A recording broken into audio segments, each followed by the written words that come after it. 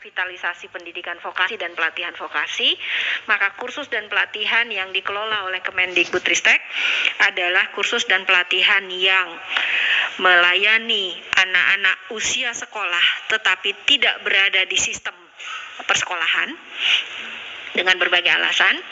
Dan yang kedua, kursus sudah keluar nomor induk kepegawaian dari BKN, tapi menunggu pengangkatan Pemda. Sementara sisanya itu masih verbal, proses verbal belum selesai karena mungkin ada dokumen-dokumen yang belum dilengkapi. Lalu untuk tahun ini tentunya kita beberapa bulan ini bersama-sama dengan Kementerian Pan-RB, dengan BKN, dengan Kemendagri, Kemenkeu, kita melakukan coaching klinik, Pak, ke semua Pemda untuk mendorong pengajuan formasi. Jadi ini one on one dengan bukan saja dengan Dinas Pendidikan tapi dengan SDM-nya, BKP SDM, lalu juga untuk DPKAD ya, untuk memastikan bahwa anggarannya dan kemudian formasinya gitu ya, itu kita dorong karena supaya proses nanti mekanisme itu nanti dimulai itu semakin banyak formasi yang bisa diperebutkan oleh guru-guru honorer. Jadi itu kita lakukan dan nanti mekanisme yang akan kita lakukan tentunya memprioritaskan 193.000 guru yang sudah lulus passing grade, baru kemudian nanti mengutamakan untuk guru negeri, karena kan sebelumnya di awal kita membuat penyesuaian mekanisme untuk melindungi pertama yang sudah lulus passing grade, dan kemudian jangan sampai guru-guru swasta itu juga langsung itu. Kita kan masalah tahun lalu yang kita coba untuk atasi untuk tahun ini. Nah, ini akan kita lakukan mekanismenya sesuai dengan Permenpan yang baru tuh. Mungkin demikian yang bisa saya laporkan, Pak Fikri. Mungkin lebih lanjut nanti di raker.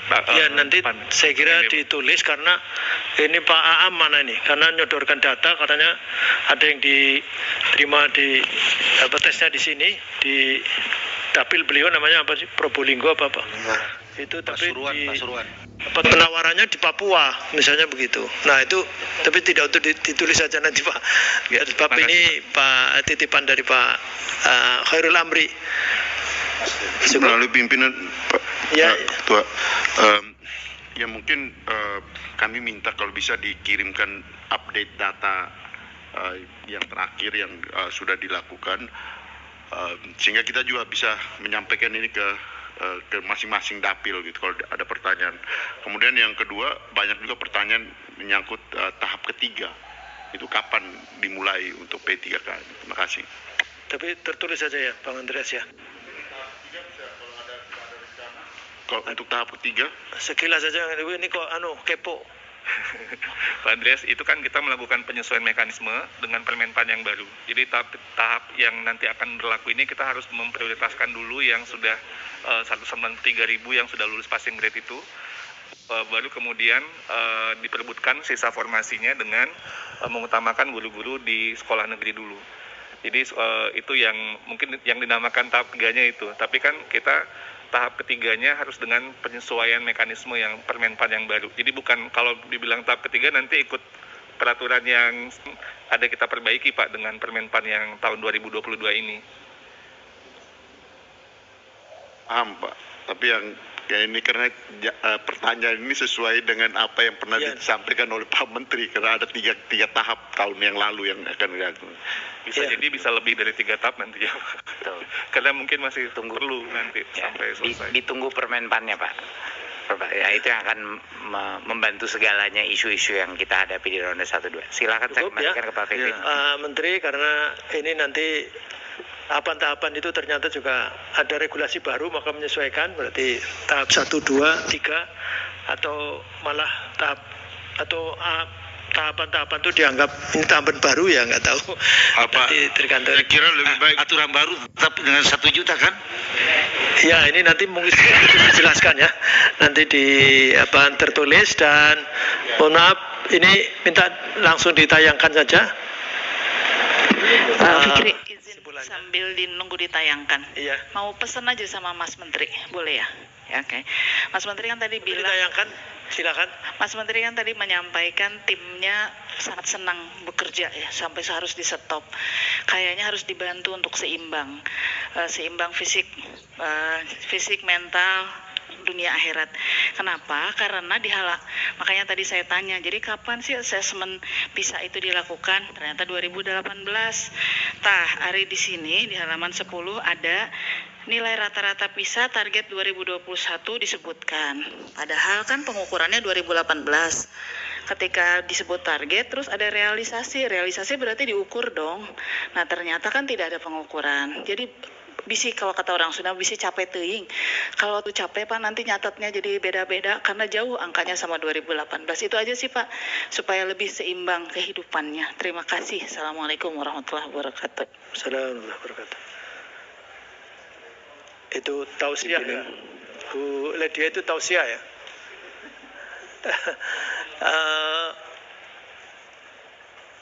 Saya langsung baca kemana nih? Ini pakai ini aja ya. Langsung saya kira yang pertama itu penyerahan laporan sudah selesai. Kemudian yang kedua pembahasan laporan keuangan. 1. Komisi 10 DPR RI memberikan apresiasi kepada Kemendikbudristek RI atas capaian opini BPK tahun anggaran 2021 wajar tanpa pengecualian selama 9 tahun berturut-turut 2013 sampai 2021 serta capaian realisasi 95,48% anggaran tahun 2021 dari Paku APBN. Selanjutnya mendorong Kemendikbudristek RI untuk lebih meningkatkan kinerja dan mempertahankan capaian prestasi pada tahun 2021 dan tahun-tahun berikutnya. Ini karena dokumen begini oleh para kritikus, katanya Komisi 10 pekerjaannya cuma apresiasi katanya. Tapi tetap kita menyatukan itu. Kemudian yang kedua, terhadap LKPP Kemendikbudristek RI, Komisi 10 DPR RI mendesak Kemendikbudristek RI untuk melakukan evaluasi secara komprehensif atas tindak lanjut hasil pemeriksaan BPK RI guna memperbaiki pengelolaan anggaran dan pelaksanaan program kegiatan pada tahun anggaran berikutnya, khususnya penyaluran PIP dan BOS. 3. Komisi 10 DPR RI menyesalkan atas rendahnya penetapan dan capaian target oleh Kemendikbudristek RI terhadap program dan kegiatan penguatan karakter dan peningkatan kualitas pembelajaran serta relevansi pendidikan. Untuk itu, mendesak Kemendikbudristek RI segera melakukan evaluasi dan kajian permasalahan implementasi kebijakan pendidikan tersebut. 4. Komisi 10 DPR RI menyesalkan rendahnya penetapan angka partisipasi kasar APK perguruan tinggi pada tahun 2021, padahal dalam kebijakan Merdeka Belajar terdapat program-program untuk pendidikan tinggi seperti Kampus Merdeka, transformasi dana pemerintah untuk Dikti, KIP Merdeka, dan program perluasan beasiswa LPDP. 5. Dalam upaya meningkatkan APK perguruan tinggi, Komisi 10 DPR RI mendesak Kemendikbudristek RI untuk lebih meningkatkan bantuan kepada penyelenggaraan pendidikan berbasis masyarakat dalam bentuk peningkatan anggaran yang berkeadilan pada tahun-tahun anggaran selanjutnya. 6. Komisi 10 DPR RI mendorong Kemendikbudristek untuk menyampaikan data rinci mengenai realisasi anggaran pada APBN tahun anggaran 2021 sebagai dasar evaluasi pembahasan anggaran tahun mendatang. 6 poin ini cukup? Ketua, saya minta hal yang saya sampaikan tadi yang berkaitan dengan operator sekolah itu juga menjadi bagian dari kesimpulan ini, sehingga ya Kemdikbud perlu mempertimbangkan, perlu untuk mempertimbangkan ada program atau ada kegiatan atau ada hal khusus yang dilakukan yang berkaitan dengan kepentingan operator sekolah tadi gitu, yang berkaitan dengan bagaimana memanfaatkan secara maksimal sistem online digital yang sudah dimiliki oleh Kementerian Pendidikan dan Kebudayaan, terutama untuk menghubungkan sekolah dengan Kementerian Pendidikan dan Kebudayaan.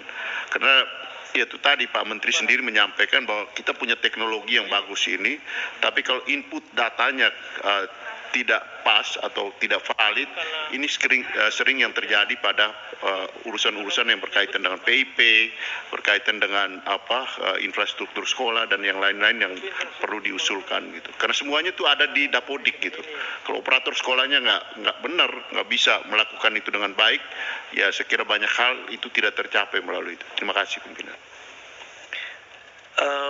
Bang Andreas, ini sebenarnya saya tanya ke tenaga ahli ini. Yang dimaksud ini sudah diakomodasi di di nomor 2, cuma memang tidak disebut. Jadi terhadap LKPP Kemendikbudristek RI Komisi 10